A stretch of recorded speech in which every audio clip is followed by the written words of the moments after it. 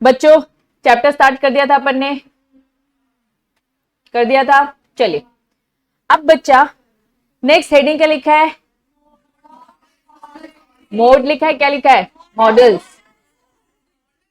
इसको थोड़ी देर के लिए स्किप किया जाएगा, ठीक है, क्योंकि अभी हमने कस्टोडियन देख लिया है, डिपॉजिटरी देख लिया है, हमने बैंक देख लिया, डिपॉजिटरी देख लिया, तो एक और डिफरेंस बिटवीन नहीं बताऊंगी, दिमाग की हो जाएगी खिचड़ी। इसको थोड़ा सा स्किप, बाद में इसे कवर करेंगे। चलिए नई हेडिंग में आते बच्चा, हेडिंग क्या लिखा है, लीगल लिंकेज। कुछ नहीं, सिंपल इशू। अगर मैं ये बोलूं इश्यूअर आईटेक्स कंपनी के करिए शेयर इशू करिए, तो हमारी कंपनी को क्या बोला जाएगा, इश्यूअर। शेयर हम क्या करें बच्चा, इशू। एक्चुअली मैंने इश्यूअर लिखना था, नालायक है, इशू लिख के छोड़ दिया उन्होंने, ठीक है। तो सबसे पहली पार्टी कौन सी बच्चा, इश्यूअर। इश्यूअर बोले तो बच्चा कंपनी। दूसरा कौन है बच्चा, डिपॉजिटरी। इस कंपनी को, इस इश्यूअर को क्या करना है बच्चा, डिपॉजिटरी के साथ अग्रीमेंट करना है, ताकि ये कंपनी क्या करे, सारे के सारे शेयर इलेक्ट्रॉनिक फॉर्म में कन्वर्ट करे। डिपॉजिटरी किसकी हेल्प से काम करता है, डीपी, डिपॉजिटरी पार्टिसिपेंट। अब डीपी किसकी हेल्प करता है, इन्वेस्टर की। तो ये सब आपस में क्या है, लिंक है। तो हेडिंग क्या लिखा है, लीगल लिंकेज। सबका एक दूसरे के साथ क्या है, अग्रीमेंट। अगर इससे पहले के चैप्टर याद हो तो हम बार बार पेनल्टी पढ़ रहे थे कि ब्रोकर को अपने क्लाइंट के साथ अग्रीमेंट, ब्रोकर को अपने क्लाइंट के साथ अग्रीमेंट, नहीं किया तो भैया पेनल्टी। तो ये डीपी सब क्या है, एक तरीके से क्या है, ब्रोकर। इन्वेस्टर के साथ क्या करेंगे, अग्रीमेंट। तो क्या लिखा है, कंपनी और डिपॉजिटरी भी क्या करते हैं, अग्रीमेंट। इस अग्रीमेंट में क्या लिखा होगा, हमारे 1 करोड़ के शेयर किस फॉर्म में कन्वर्ट हो रहे, इलेक्ट्रॉनिक। बच्चा डिपॉजिटर और डीपी के बीच में अग्रीमेंट कि हम आपके अंडर रजिस्टर्ड है एज अ एजेंट, इनके बीच में भी अग्रीमेंट। डीपी और इन्वेस्टर के बीच में क्या, क्लाइंट वाला अग्रीमेंट हो जाएगा। तो सब एक दूसरे से एक स्टैंडर्ड अग्रीमेंट से जुड़े हैं, लिंक है। बात समझ में आ गई, पक्का। चलिए इन्होंने कहा चलिए डीपी के बारे में समझते। हम जानते हैं डीपी एजेंट है किसका, डिपॉजिटरी का, जिसके पास वो रजिस्टर हो जाए, चाहे वो एनएसडीएल चाहे वो सीडीएसएल, दोनों के पास भी हो सकता है, दोनों के अंडर उसे काम करना है, उसकी मर्जी, दोनों से हमने लाइसेंस ले लिया। लेकिन सबसे पहले तो कहां से लेना है, सेबी से लेना है।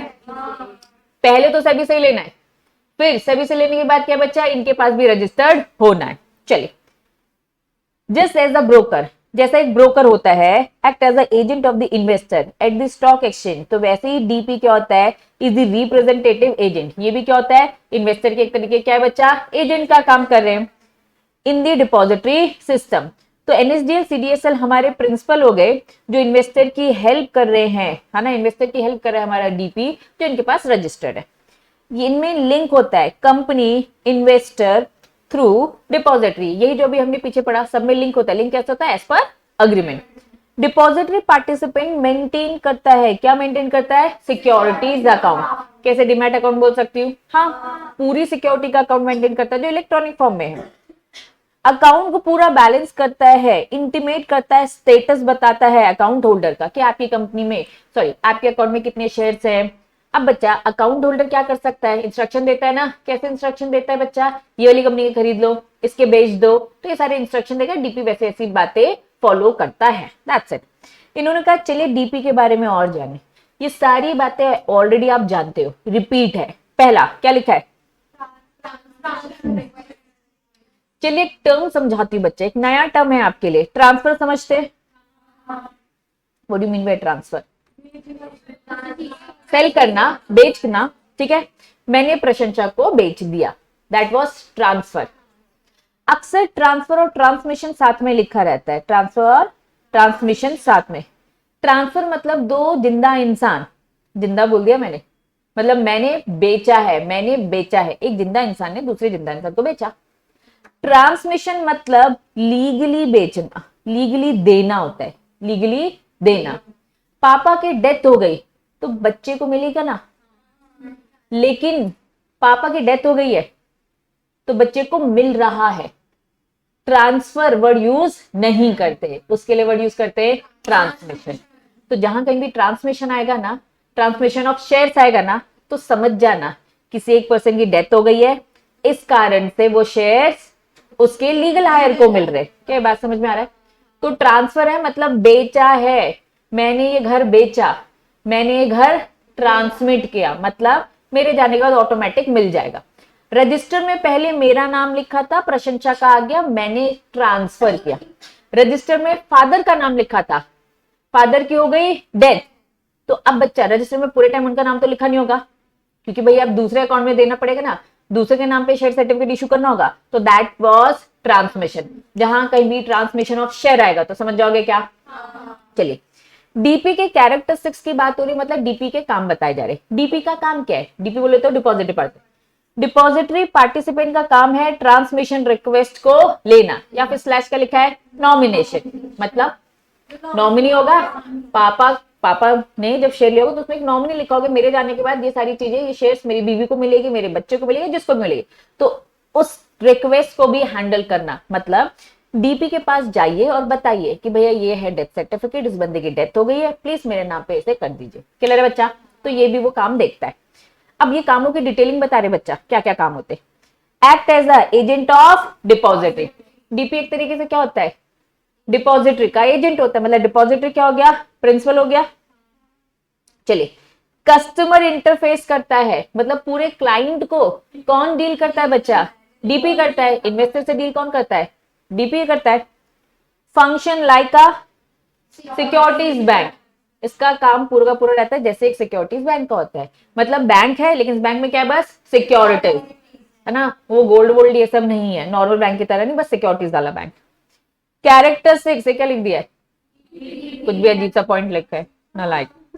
चलिए, क्या करता है? Account open. कौन सा अकाउंट ओपन? डीमेट। फैसिलिटी देता है डीमटेरियलाइजेशन और रीमटेरियल। हमारा इन्वेस्टर बहुत कंफ्यूज है ना, वो कभी कह रहा है इलेक्ट्रॉनिक कर दो, ना ना ना ना, कभी कह रहा है कि भैया फिजिकल कर दो, तो जब जब जैसे जैसे रिक्वेस्ट आएगा वो वैसे वैसे डील करेगा।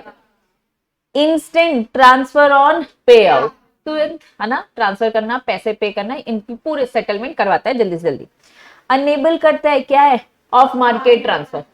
क्या ऑफ मार्केट ट्रांसफर हो सकते हैं? जनरल रूल होता है? नहीं होता है, लेकिन कुछ एक्सेप्शंस होते हैं, प्रॉपर लॉ फॉलो करोगे तो फिर हो जाएगा। तो ये प्रॉपर लॉ फॉलो करवा के ऑफ मार्केट ट्रांसफर भी करवा देगा। सेटल करवाता है पूरे पूरे जो भी इलेक्ट्रॉनिक सेगमेंट है, मतलब शेयर्स है। प्लेज, ये तो समझ ही आ गया है, गिरवी रखना है अगर आपको तो डीपी को रिक्वेस्ट दो, पूरे डॉक्यूमेंटेशन दो, ये आपकी गिरवी भी रखवा देगा। एनफोर्समेंट ऑफ द प्लेज, एक ही बात है, एनफोर्स करना मतलब क्रिएट करना एक्सेट्रा। ये पूरे कामों की लिस्ट है। अगर आपसे पूछा जाता है भैया डीपी के काम क्या है, तो ये पूरे पूरे कामों की लिस्ट है। इसमें मैंने एक कॉन्सेप्ट बहुत डिटेल में आपको समझाया, दैट वाज ट्रांसमिशन। आगे चल करके ये वर्ड आएगा तो मैं पूछूंगी, समझाऊंगी नहीं। ट्रांसफर मतलब खुद से बेचा, ट्रांसमिशन खुद नहीं बेचा है, लीगली आपको मिला है, लीगली आपको मिला है। क्लियर है बच्चा? चलिए, डिपॉजिटरी को कंपेयर कर सकते हैं किससे? बैंक से, किया ही था, it is just like a bank. DP को कैसे बोला इन्होंने? कहा भैया बैंक की एक ब्रांच, एसबीआई एक बैंक है, उसकी ब्रांचेस है, एसबीआई एक मेन हेड ऑफिस है, लेकिन पूरी इंडिया अकेला काम कर सकता है क्या? नहीं, उसने अपनी छोटी छोटी ब्रांचेस बना दी, एक तरीके से उसकी छोटी छोटी डीपी हो गए, तो सारे काम करवाता है। मैंने अपना अकाउंट खोला तो एसबीआई बैंक अकाउंट में खुलता है, ये ब्रांच हेल्प कर रहा है मुझे उस एसबीआई तक पहुंचाने की। बात समझ में आ गई? मेरा पैसा मैंने कहा मैंने इस ब्रांच को दिया, मतलब मैंने इस डीपी को दिया, लेकिन ये पैसे एक तरीके से सरकार के पास चल गया, एसबीआई के पास चला गया, जिसपे हम थोड़ा सा भरोसा करते हैं। जस्ट लाइक अ पोस्ट ऑफिस भी बच्चा, पोस्ट ऑफिस है लेकिन अलग अलग ब्रांचेस हेल्प करती है मेन हेड ऑफिस को अच्छे से रन करने के लिए, दैट्स इट। ठीक है, तो इन्होंने लिखा है ऐसे ही होता है। Who can be DP? अब ये डीपी कौन कौन बन सकता है? डिपॉजिटरी पार्टिसिपेंट, रजिस्ट्रेशन करवाना होता है, तो कौन कौन है जो ये रजिस्ट्रेशन करवाते हैं? कोई भी पब्लिक फाइनेंशियल इंस्टीट्यूशन डीपी बन सकता है, मतलब अपना रजिस्ट्रेशन करवा सकता है। और क्या लिखा है? सारे शेड्यूल कमर्शियल बैंक, मतलब सारे bank, SBI, Punjab National Bank of Baroda, HDFC, इन सबको अगर बनना है तो बच्चे ये लोग क्या करेंगे? रजिस्ट्रेशन पहले तो सभी के पास, और दूसरा कहाँ? एनएसडीएल या फिर सीडीएसएल, यहां भी तो करवाना पड़ेगा। ठीक है, चलिए नेक्स्ट क्या है बच्चा? वो फॉरेन बैंक जो ऑलरेडी इंडिया में काम कर रहे हैं, उनको बोला भैया आपको भी करना है, करिए, लेकिन बस हमारी कुछ कंडीशंस है। जब आप रजिस्ट्रेशन करवाने जाओगे ना सभी के पास, तो बहुत सारे फॉर्मेलिटीज करवाते हैं, बस फॉरेन के बैंक से नहीं, इंडिया के बैंक से भी, लेकिन फॉरेन बैंक के कुछ डॉक्यूमेंट थोड़े तो एक्स्ट्रा होंगे। ठीक है, with the approval of the RBI. Foreign bank को क्या बोल दिया? तुम्हारे साथ तो ज्यादा फॉर्मेलिटी है, क्या? पहले आरबीआई से मिलो। पहले आरबीआई से लो, फिर सेबी के पास पहुंचो। लेकिन नॉर्मल इंडियन बैंक को क्या बोला, तुम तो डायरेक्ट पहले सेबी के पास, ठीक है। स्टेट फाइनेंस कॉर्पोरेशन मतलब बच्चा नेशनल, स्टेट, स्टेट मतलब एक राज्य का जो भी फाइनेंशियल, अगर कोई कॉर्पोरेशन कंपनीज है ना, जो फाइनेंस से बस डील करती है, वो सारी कंपनीज भी ये काम कर सकती है। और क्या लिखा है, कस्टोडियन कौन होते हैं, बैंक्स ही होते हैं। फिर क्या लिखा है, स्टॉक ब्रोकर भी अपने आप को एज ए डीपी रजिस्टर करवा सकता है। फिर क्या लिखा है, क्लियरिंग कॉर्पोरेशन कंपनीज थी, ये अपना रजिस्टर क्या करवा ले सेबी के पास कि हम एज ए डीपी भी काम करेंगे। रजिस्ट्रेशन हो गया तो क्लियरिंग कॉर्पोरेशन कंपनी है जो क्लियरिंग सेटलमेंट कर रही है, लेकिन साथ में और एक्स्ट्रा क्या काम कर रही है, डीपी का। बात समझ में आ गई। रजिस्ट्रेशन करवा के बस आप डीपी वाले काम करने के लिए एलिजिबल हो जाओगे। बात समझ में आई। फॉर एग्जाम्पल आप सीएस हो, अगर आपने सीए का सर्टिफिकेट ले लिया, सर्टिफिकेट ले लिया मतलब पूरे सीए की पढ़ाई करी, सर्टिफिकेट ले लिया, अब आप क्या काम कर सकते हो, सीए का भी। भैया लॉयर के सर्टिफिकेट ले लिया मतलब पूरी डिग्री ले ली, मार्कशीट बन गई आपकी, डिग्री आ गई है, तो भैया आप लॉयर का भी काम कर सकते हो। बात समझ में आ गई, ठीक है। तो इन्होंने कहा भैया कौन कौन कर सकता है, ये सारे लोग एलिजिबल है, मतलब साइड में ये लोग ये सारे काम भी कर सकते। क्लियरिंग हाउस भी बोल दिया इन्होंने, अंदर का एक डिपार्टमेंट। उन्होंने बोल दिया कि भैया हम ही क्या कर रहे हैं, काम कर रहे हैं। तो अंदर की एक छोटी सी यूनिट जो उनका पार्ट होती है, ये उन्होंने बोल दिया ये तो आउटसाइडर्स है, तो अंदर का एक जो यूनिट है वो भी कर सकती है और आउटसाइडर भी कर सकता है, करवा सकती है। ब्रोकर एक्चुअली में बहुत छोटे लेवल में, तो वैसे कोई टेंशन नहीं है, ये काम हर कोई कर सकता है। फिर क्या लिखा है, फुल फॉर्म बताओ, नॉन बैंकिंग फाइनेंशियल कंपनी का एग्जाम्पल दो। मुथूट फाइनेंस सुना ही है, ये सारी क्या कंपनी है, तो ये सारी कंपनी है, नॉन बैंकिंग फाइनेंशियल कंपनी है। ये चाहे तो क्या कर सकते हैं, डीपी का रजिस्ट्रेशन करवाए और काम चालू कर दे। फिर उसके बाद एक नाम लिखा है बच्चा,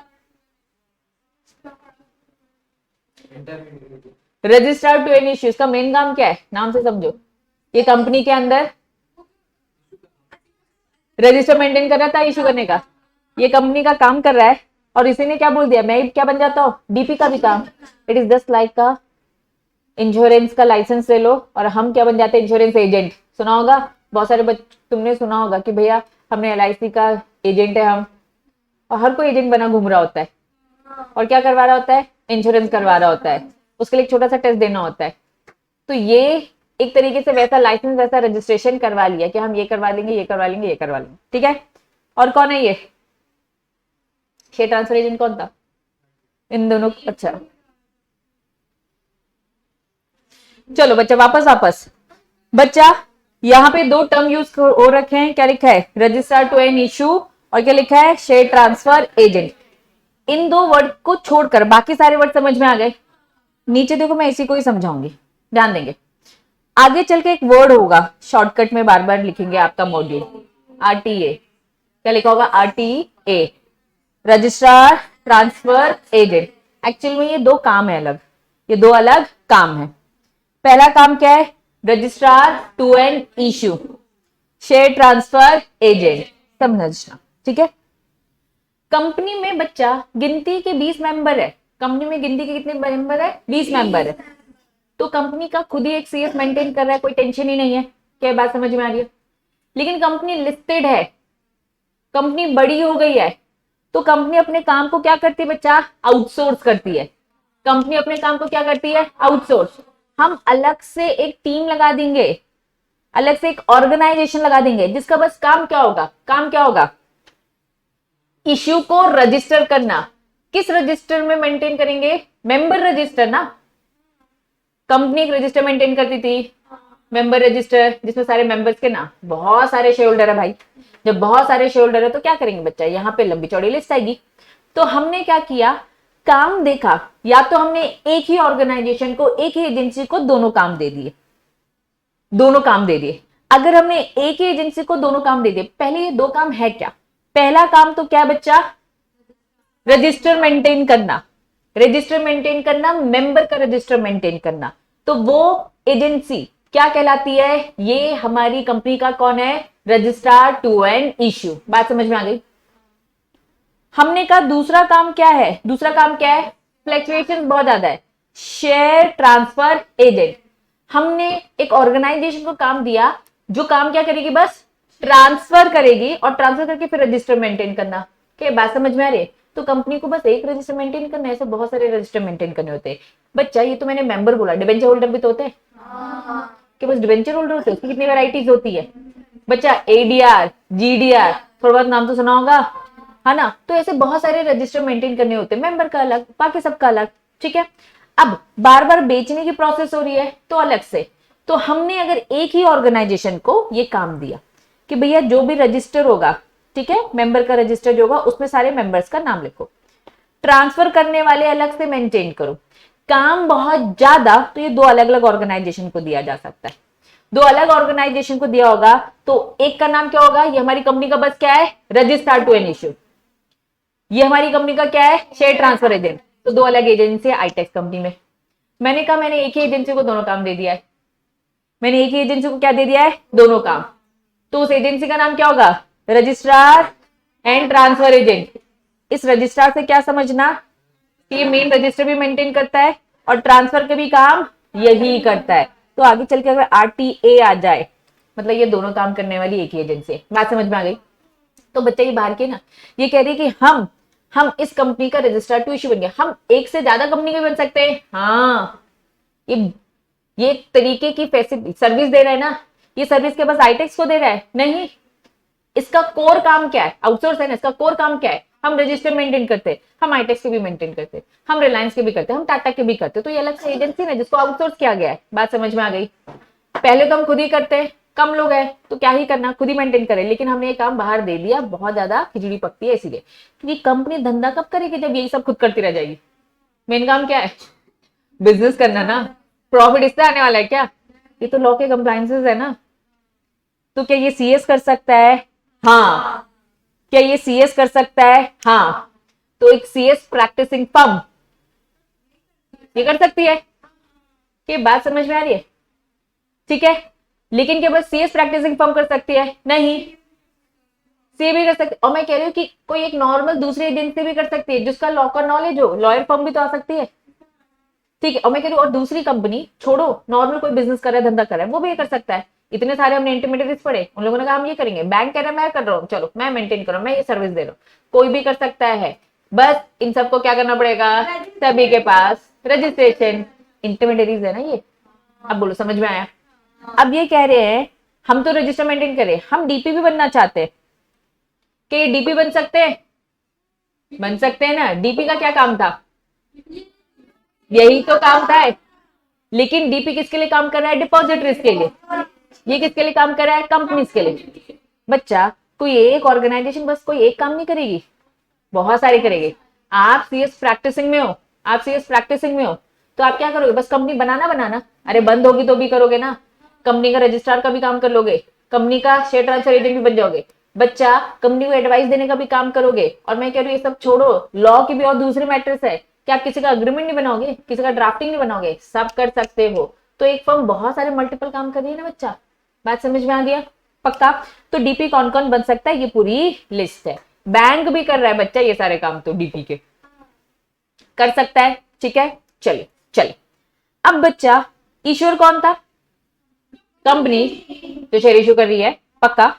issuer means making issue of securities. ये कंपनी हो सकती है, कॉर्पोरेट, स्टेट, सेंट्रल गवर्नमेंट, कोई भी हो सकता है ना जिसको पैसे की जरूरत। बच्चा कंपनी बस क्या प्राइवेट कंपनीज होती है क्या, सेंट्रल गवर्नमेंट की भी हो सकती है, स्टेट गवर्नमेंट की भी हो सकती है, कोई भी हो सकती है, ठीक है। चलिए इन्होंने कहा इश्यूर के काम क्या है, जो यहाँ डिपॉजिटरीज में हम पढ़ रहे हैं ये भी क्या करेगी, लेकिन ये कैसे करेगी, dematerialisation with the help of depository. Confirm करेगी क्या, बेनिफिशियरी होल्डिंग कंफर्म करेगी भैया कि हाँ हमारे मेन जो बेनिफिशियर्स है उनको शेयर्स मिल गए कि नहीं मिल गए, इलेक्ट्रॉनिक फॉर्म में। बच्चा क्या करेगी, कॉर्पोरेट एक्शन बोले तो राइट, बोनस एक्सेट्रा। क्लियर है? रिकंसिलेशन, क्या रिकंसिल करना मतलब चेक करना। क्या चेक करेगी, जितने हमने फिजिकल दिए हैं उतने इलेक्ट्रॉनिक में है कि नहीं। मैंने फिजिकल दिए 1 करोड़, डिपॉजिटरी भी तो कंपनी है, अपना मुनाफा देख सकती है, करप्शन। 1 करोड़ दिए भैया, 2.5 करोड़ के इलेक्ट्रॉनिक निकाल दिए, चेक करो, करते रहो। हमने 1 करोड़ के फिजिकल दिए हैं तो मार्केट में 1 करोड़ के ही इलेक्ट्रॉनिक घूमे शेयर्स। समझ में आया? कुछ नहीं, बस इंश्योर करना है। नेक्स्ट क्या लिखा है? रीमटेरियलाइजेशन। खुद कर सकती है क्या? With the help of depository. तो ये काम डिपॉजिटरी ही करता है, लेकिन करवा कौन रहा है? इश्यूअर करवा रहा है ना। वो चाहता है ना मेरे इलेक्ट्रॉनिक हो, है ना बच्चा। एक्चुअल में अब सबको कंपलसरी बोल दिया है, सबको कंपलसरी बोल दिया है भैया, सारे शेयर्स क्या हो जाएंगे अब? इलेक्ट्रॉनिक फॉर्म ही होंगे, सारे के सारे डीमटेरियलाइज्ड ही फॉर्म होंगे, चाहे वो प्राइवेट कंपनी हो चाहे वो पब्लिक। लेकिन आज भी शेयर होल्डर के पास फिजिकल शेयर्स होते हैं, क्योंकि इन्वेस्टर हमारा भगवान है, वो रिक्वेस्ट करेगा तो उसे फिजिकल शेयर्स देने पड़ेंगे। मान लो आईटेक्स के सारे शेयर्स क्या फॉर्म है बच्चा? इलेक्ट्रॉनिक। लेकिन मैं कहूँगी नहीं नहीं मुझे फिजिकल ही चाहिए, तो मैं रिक्वेस्ट करूंगी तो आईटेक्स कंपनी को मुझे देना पड़ेगा। इसीलिए हम कभी भी देखते हैं तो आपको फिजिकल भी दिखेगा और इलेक्ट्रॉनिक। आपके दिमाग में बार बार ऐसा आता होगा, दीदी जब इलेक्ट्रॉनिक आ गया फिजिकल खत्म हो चुका है, तो क्यों बार बार ये फिजिकल की बात करते हैं? क्योंकि थोड़े बहुत अभी भी एग्जिस्ट करते हैं। इन्वेस्टर के पास ऑप्शन, वो चाहे तो फिजिकल जब चाहे ले सकता है और उसे वापस से इलेक्ट्रॉनिक कन्वर्ट कर ले। फिर वो नालायक फिर से चाहता है फिजिकल मिले तो फिजिकल मिल जाए। इसलिए पूरी मटेरियलाइजेशन की अगर आप देखोगे, नेक्स्ट टॉपिक, 1 मिनट दिखा रही बच्चा। तो इन शॉर्ट फिजिकल एग्जिस्ट करते हैं, हाँ करते हैं। इन्वेस्टर मांगेगा तो देना पड़ेगा, ठीक है। मान लो मैं एक इन्वेस्टर, मेरे पास फिजिकल है, मेरे पास क्या बच्चा? फिजिकल। मैं क्या चाहूंगी? डीमटेरियलाइज हो जाए। तो डीमटेरियलाइजेशन की पहले मैं मीनिंग की बात करूंगी। डीमटेरियलाइजेशन है क्या? ये एक प्रोसेस है जिस प्रोसेस में फिजिकल शेयर सर्टिफिकेट को इन्वेस्टर क्या करता है? ले लेता है, फिजिकल ले लेता है और क्या करेगा? आपके अकाउंट में उतने number of share electronically credit कर देगा। That's it. अगर मैं बोलूं रीमटेरियलाइजेशन क्या है? रीमटेरियलाइजेशन भी एक प्रोसेस है जो आपके इलेक्ट्रॉनिक फॉर्म में जो डीमैट अकाउंट है उसे क्या करेगा? फिजिकल शेयर में कन्वर्ट करेगा। That's it. ऊपर एक क्वेश्चन दिख रहा है, रीड करो।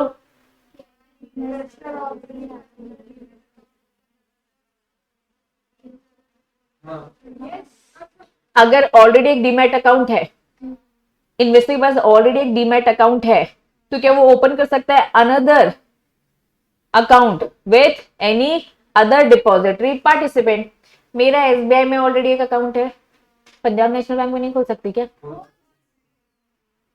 एसबीआई में एक अकाउंट है, एसबीआई में जाके दूसरा खोल सकती हूँ क्या? बात समझ में आ रही? Depository system just like a banking system. SBI में एक अकाउंट खोला और वापस से पहुंच गए, फिर से खोलना, वो कहेंगे फिर से क्यों खोलना है भाई, एसबीआई में तो ऑलरेडी है, वही कंटिन्यू रहेगा।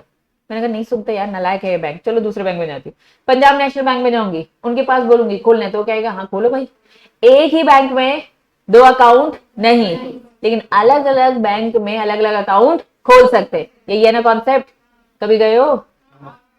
मना किया है कभी? दोबारा चले गए थे क्या? गए नहीं तो पता ही नहीं चला। दोबारा मत जाना, भगा दिए जाओगे, ठीक है बच्चा। डीमैट जो अकाउंट होता है, डीमैट जो अकाउंट होता है, ये एक अकाउंट है जिसे एक आईडी जनरेट होगी। बोलो हाँ, ठीक है। अब ये मैंने मिस्टर ए डीपी के पास खुलाई, मिस्टर बी डीपी के पास खुलाई, लेकिन इसके अंदर शेयर्स तो अलग अलग है ना। समझना, एसबीआई बैंक से कंपेयर करो। एसबीआई बैंक में मैं जाती हूं, उसमें 10,000 रखा और यहां 20,000 रखा ना। पंजाब नेशनल बैंक में कितने रखे? 20,000। तो 2 अलग अलग पैसा है ना मेरा। टोटल कितने हो गए? 30,000 हो गए। समझना, मैं मिस्टर ए डीपी के पास कितने इलेक्ट्रॉनिक शेयर्स रखती हूँ? रिलायंस कंपनी के 10,000 रखती हूँ। और बी के पास क्या रखती हूँ? रिलायंस कंपनी के ही 30 भी तो रख सकती हूँ ना। क्या फर्क पड़ रहा है? अलग अलग है। अकाउंट मेरा तो एक ही है ना, पैसा तो पूरा मेरा ही है, सिक्योरिटीज तो मेरी पूरी ही है। लेकिन बस इन्होंने क्या बोल दिया कि अलग अलग डीपी के पास आपके अपनी सिक्योरिटीज को बाइफरनेट करके रख सकते हो। मैं अपने पैसे को अलग अलग बैंक अकाउंट में बाइफरनेट कर सकती हूँ। हाँ, सबका तो मिलाकर ही होगा ना। या तो मैं एक ही में रखू पूरे 1 लाख, तो 20, 25 रख दू, मेरी मर्जी, ठीक है नहीं, हाँ डिस्ट्रीब्यूट कर दे, है ना। एक ही में रख दो ना, मर्जी। लेकिन इसको चुन ले कि नहीं भैया मुझे तो बहुत सारे में रखना है, नालायक है, कर ले बच्चा। हम भी बैंक में उधर रखते हैं, लेकिन हमारे दिमाग में होता है टैक्स से बचना, टैक्स कुछ टैक्स से नहीं बच रहा। ऑनलाइन आ गए हो, 10 बैंक में भी रखोगे पूरा का पूरा रिकॉर्ड है, कुछ नहीं बचत होती। ठीक है, चलिए तो एक बार फिर से रीड करेंगे। क्या लिखा है, can an investor already have demat, अगर पहले से ही ऑलरेडी डीमैट है ओपन कर सकते हैं दूसरा अकाउंट। और क्या लिखा है, ध्यान देना क्या लिखा है, एनी अदर डीपी, तो yes the investor can choice to open another, उसके पास है विद एनी डीपी। अरे डीपी तो भरे पड़े हैं, जिनके पास करना है कर लो। ठीक, चलिए अगर मैं मीनिंग की बात करूं तो हमें डीमटेरियलाइजेशन का मीनिंग समझ में आ गया, रीमटेरियलाइजेशन का मीनिंग समझ में आ गया। बस अब प्रोसेस देख लो जरा, नॉर्मल मत देखो, एक बार सोचो क्या प्रोसेस होगी। इन्वेस्टर चाहेगा पहले तो इन्वेस्टर एक फॉर्म देगा, एक एप्लीकेशन देगा, किसको देगा, चलिए ये आप हो, गोल चेहरे वाले तुम लोग हो। ठीक है, ये डिपॉजिटरी आ गया, DP sorry depository participant. Investor ने सबमिट किया, क्या लिखा है, डीआरएफ, डिपॉजिटरी रिसिप्ट फॉर्म। बच्चा डीआरएफ क्या है, डीआरएफ क्या है बच्चा, sorry request, dematerialisation request form. DRF का फुल फॉर्म क्या है, डीमटेरियलाइजेशन रिक्वेस्ट फॉर्म। हम रिक्वेस्ट करें ये मेरी फिजिकल शेयर्स है, प्लीज डीपी इसे क्या कर लो, इलेक्ट्रॉनिक फॉर्म में कन्वर्ट करो। आपकी बुक में ये वाला डायग्राम है, लेकिन थोड़ा मैं अच्छे प्रेजेंटेशन में जा रही हूँ। ठीक है, चलिए इन्वेस्टर ने सबमिट किया डीआरएफ, बोले तो dematerialisation request form, full form ही लिखना, तुम लोग को शॉर्टकट अलाउड नहीं है। और साथ में क्या दे दिया, शेयर सर्टिफिकेट, फिजिकल है ना तुम्हारे पास, चलिए ये मेरा फिजिकल शेयर सर्टिफिकेट और साथ में एक रिक्वेस्ट फॉर्म, दो डॉक्यूमेंट हो गए, दोनों को साथ में अटैच किया और किसको दिया, चलिए डीपी को दिया, पहला पॉइंट। अब डीपी ने ये बात किसको इन्फॉर्म करी, डीपी इन्फॉर्म डिपॉजिटरी, लेकिन ये काम उसने क्या किया, इलेक्ट्रॉनिक। इसने ये फिजिकल दिया, क्योंकि शेयर सर्टिफिकेट तो फिजिकल देगा ना, इसको कैसे इलेक्ट्रॉनिक देगा, तो उसने पोस्ट किया होगा, फॉर्म पोस्ट किया होगा और साथ में फिजिकल शेयर्स कि भैया ये लो, किसके पास पहुंच गया, ये डीपी के पास। डीपी ये इलेक्ट्रॉनिकली एनएसडीएल सीडीएसएल जिसके पास रजिस्टर्ड उसके पास देगी। यहां तक चीजें क्लियर है। चलिए अब डिपॉजिटरीज ये बात किसको बताएगा, कंपनी को, कि कंपनी हमें एक रिक्वेस्ट आई है, आपकी कंपनी का ये शेयर होल्डर है जो चाहता है कि इन शेयर को हम क्या कर दें, इलेक्ट्रॉनिक फॉर्म में कन्वर्ट कर। तो depository inform company electronically, 3 step हो गए। पहला क्या था, इन्वेस्टर डीपी के पास फॉर्म और सर्टिफिकेट, फिजिकल फॉर्म देता है याद रखना, फिर डीपी डिपॉजिटरी को इलेक्ट्रॉनिकली बताएगा, ऑनलाइन बताएगा, है ना, उसे देने की जरूरत नहीं है। ठीक है, डिपॉजिटरी ये बात फिर किसको बताएगा, कंपनी को, ऑनलाइन ही बताएगा, ये सब ऑनलाइन चल रहा है। ठीक है, बस एक ही काम फिजिकल चला है, क्या, इन्वेस्टर डिपॉजिट पार्टिसिपेंट। ठीक है, चलिए ये 3 स्टेप तो हमारे समझ में आ गए। अब कंपनी को पता चल गया है, सॉरी कंपनी को पता चल गया है ये मिस्टर इन्वेस्टर है जो इलेक्ट्रॉनिक फॉर्म में शेयर्स कन्वर्ट करना चाहता है, क्योंकि इसके रजिस्टर में तो फिजिकल शेयर होल्डर का नाम लिखा होगा ना, मेंबर का register, oh sorry thank you. चलिए कंपनी के मेंबर के रजिस्टर में तो इस इन्वेस्टर का नाम लिखा था, अभी किस फॉर्म में कन्वर्ट होने वाला है, इलेक्ट्रॉनिक, तो रजिस्टर में एंट्री में अब किसका नाम आएगा, डिपॉजिटरी का, ये अगर एनएसडीएल है सीडीएसएल है जो भी। ठीक है, चलिए कंपनी रिप्लाई करती है, कंपनी सॉरी फोर्थ पॉइंट रुक जाओ, है ना, कंपनी तक ये बात पहुंच गई। अब डिपॉजिटरी पार्टिसिपेंट को किसने बता दिया होगा, डिपॉजिटरी ने बोला होगा, एनएसडीएल ने क्या बोला होगा, मैंने कंपनी को बता दिया, अब तुम काम चालू करो। मतलब कंपनी तक ये बात पहुंच गई है कि एक बंदा है जो फिजिकल शेयर सर्टिफिकेट को खत्म करके इलेक्ट्रॉनिक कन्वर्ट करना चाहता है। तो अब depository participant physical share certificate किसको देगा, कंपनी को देगा। चलिए डीपी सेंड, अब ये फिजिकली देगा क्या, डीआरएफ फॉर्म जो इन्वेस्टर ने भरा था और सर्टिफिकेट कंपनी को दे देगा, ताकि अब फिजिकल शेयर कंपनी के पास आ जाए ना, कंपनी फिजिकल शेयर को फाड़ के खत्म कर देगी, डिस्ट्रॉय कर देगी, क्योंकि अब इसका यूज ही नहीं है, उन्हीं ने इशू किया था, प्रिंट उन्होंने किया था, तो कैंसिल भी वही करेंगे। अब कंपनी बता देगी ये बात किसको, डिपॉजिटर को बताएगी, कंपनी ने कैंसिल कर दिया है सर्टिफिकेट और अप्रूवल दे दी है, डिपॉजिटर को अप्रूवल दे दी कि तुम अब इसे क्या करो, इलेक्ट्रॉनिकली इश्यू करो, मैंने इसको कैंसिल कर दिया। चलिए डिपॉजिटर बोलेगा ठीक है करता हूं, करने के बाद डिपॉजिटरी इन्फॉर्म किसको करेगा, डीपी को, और डीपी किसको ये बात पहुंचाएगा, इन्वेस्टर को। कैसे करेगा, क्रेडिट कर देगा उसके डीमैट अकाउंट। पूरा डीमैट अकाउंट तो डिपॉजिटरी हैंडल कर रहा है ना, ये ब्रोकर ही हैंडल कर रहा है ना, समझ में आया, वापस से पूरी प्रोसेस। चलिए 7 स्टेप्स थे। पहला, नींद आ रही है, उड़ा दो नालायक को, आओ इधर। पहला इन्वेस्टर क्या करेगा, फॉर्म प्लस फॉर्म के साथ क्या, सर्टिफिकेट, किसको देगा, डीपी किसको इन्फॉर्म करेगा, डिपॉजिटरी को, डिपॉजिटरी किसको इन्फॉर्म करेगा, कंपनी को। अब डीपी एक्शन लेगा, सर्टिफिकेट और फॉर्म किस तक पहुंचा जाएगा, कंपनी को, ठीक है। कंपनी कहेगी फॉर्म मेरे पास आके मैंने फाड़ दिया है, डीपी को इन्फॉर्म कर दिया जाएगा, क्या बोलेगा, अब इलेक्ट्रॉनिकली कर दो। अब डिपॉजिट इलेक्ट्रॉनिक कन्वर्ट कर देगा और किसको बताएगा, डीपी को। डीपी डीमैट अकाउंट में शेयर इलेक्ट्रॉनिक डाल देगा और इन्वेस्टर को इन्फॉर्म करेगा। क्लियर है, वेरी गुड बच्चा। कंपनी ने तो पहली अग्रीमेंट कर लिया था ना, इन्वेस्टर के पास तो फिजिकल पहुंचे ही नहीं। वापस हमने ये पढ़ा था कंपनी पहले क्या करेगी, एनएसडीएल सॉरी डिपॉजिटरी के साथ अग्रीमेंट कर लेगी। क्या अग्रीमेंट करेगी, ये लो 1 करोड़ कस्टडी में रखो अपने, इलेक्ट्रॉनिक है तो डायरेक्ट इलेक्ट्रॉनिक है तो फिर क्या ही करेंगे, वो बंदा क्या करेगा, रीमटेरियलाइजेशन की बात करेगा अगर उसे करना है तो ये पुराने हैं। मैं आईटीएस कंपनी का प्रमोटर और मेरे पास शेयर सर्टिफिकेट पड़े, मैं चाहती हूँ भैया ये ऑनलाइन हो जाए, तो फिर मैं क्या करूंगी, डीमटेरियलाइजेशन की प्रोसेस में जाऊंगी जिसके पास फिजिकल शेयर सर्टिफिकेट है। अदरवाइज आज की डेट में जितने भी शेयर है वो सब क्या है, वो पहले इलेक्ट्रॉनिक है। समझ में आ गया, समझ में आया। तो ये डीमटेरियलाइजेशन की प्रोसेस ये तब लगेगी जब पहले से ऑलरेडी आपके पास क्या है, फिजिकल है। तब जब है ये इलेक्ट्रॉनिक तो क्या ही करोगे, इलेक्ट्रॉनिक के लिए कहेंगे नहीं, तब आपके लिए क्या है, रीमटेरियलाइजेशन।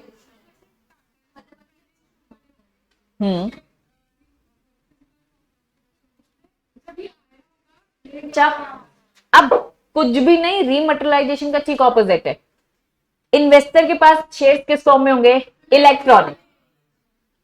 इन्वेस्टर पहला स्टेप डीपी को क्या बोलेगा, मुझे फिजिकल चाहिए। अब क्या उसको फिजिकल शेयर देने की जरूरत है, क्या फॉर्म देने की जरूरत है, जब शेयर ही ऑनलाइन है तो कहेगा सुनो डीपी तुम्हारे पास मेरा डीमैट अकाउंट है, मुझे वो चाहिए फिजिकल।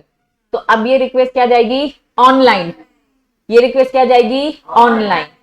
तो इन्वेस्टर सबमिट करेगा डीपी को, ऑनलाइन एप्लीकेशन देगा, सर्टिफिकेट देने की जरूरत ही नहीं है। लॉजिक समझ में आ रहा है, क्योंकि है ही नहीं ना सर्टिफिकेट। डिपॉजिटरी पार्टिसिपेंट ये बात किसको बताएगा, डिपॉजिटरी को। डीपी इन्फॉर्म करेगा डिपॉजिटरी को रिक्वेस्ट अबाउट दी इलेक्ट्रॉनिकली। फिर ये बात डिपॉजिटरी किसको बताएगा, कंपनी को, कि भैया तुम्हारा एक बंदा है ना, ये इलेक्ट्रॉनिकली से इन्फॉर्म करेगा कि वो चाहता है कि आप शेयर सर्टिफिकेट प्रिंट करके दीजिए, ऐसा ही बोलेगा। तो बच्चा अब इन्होंने कहा भैया डिपॉजिटरी पार्टिसिपेंट फिजिकल तो कुछ है नहीं ना, पहले फिजिकल था इसलिए उसको देना पड़ रहा था, तो इन्होंने बोल दिया है कि कंपनी, फिर बोलेगी कंपनी प्रिंट कर रही है सर्टिफिकेट और अप्रूवल दे रही है किसको, वीमैट। मतलब ये डिपॉजिटरी को बोली तुम्हारे पास तो इलेक्ट्रॉनिक है, उसे करो कैंसिल, और मैं क्या कर रही हूँ, शेयर को क्या कर रही हूँ, प्रिंट कर रही हूँ शेयर सर्टिफिकेट को, ताकि मैं इन्वेस्टर को दे सकूं। अब प्रिंट किसने किया, तो ये प्रिंट करके सर्टिफिकेट कंपनी ही देगी ना इन्वेस्टर को। कंपनी सेंड करेगी, पहले किसको इन्फॉर्म करेगी, डिपॉजिटरी को, सुनो तुम्हारे पास जो इलेक्ट्रॉनिक है उसे कम कर दो, कैंसिल करो, और मैं छाप कर दे रही हूँ उनको। छाप दिए, सेंड करिए share certificate directly to investor. Electronically होता है तो ये लोग बीच बीच में आ जाएंगे। इन्होंने क्या बोला भैया, शेयर सर्टिफिकेट देने तो डायरेक्ट दूं ना मैं, उसके घर के एड्रेस में पहुंचा दिया जाएगा। 5th point. 6th पॉइंट क्या बोलता है, डिपॉजिटरी को जब बोला गया था कि भाई तुम कैंसिल करो, तो ये बात वो यहाँ पे भी तो पहुंचाएगी डिपॉजिटरी पार्टिसिपेंट को कि हाँ तुम्हारे डीमैट, तुमको डीमैट अकाउंट से इसको हटा देना है। डीपी क्या कर देगा, डेबिट कर देगा।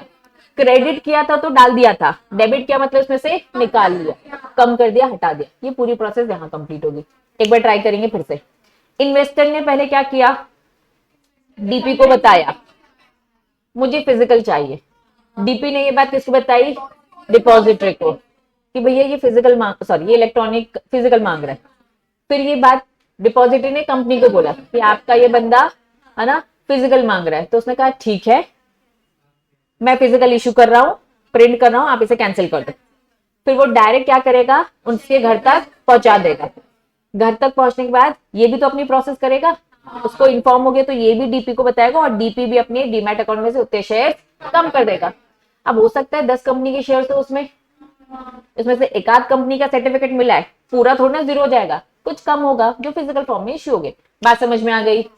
पक्का आपके एटीएम में 1 लाख है और सॉरी आपके ऑनलाइन बच्चा 1 लाख है, आपने एटीएम से 10,000 निकाल दिए तो बचेंगे तो 90 ना, कि वहां पे इलेक्ट्रॉनिक भी 1 लाख दिख रहे और फिजिकल भी आ गए, है ना, बराबर बैलेंस कर दिया जाता है। तो ये थी पूरी प्रोसेस।